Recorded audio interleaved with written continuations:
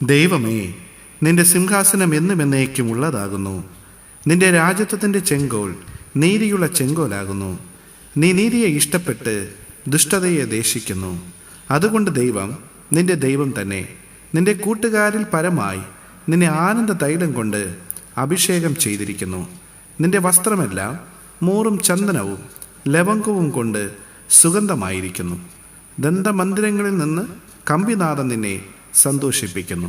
സങ്കീർത്തനങ്ങൾ 45 അധ്യായം 6 മുതൽ 8 വരെയുള്ള വാക്യങ്ങൾ.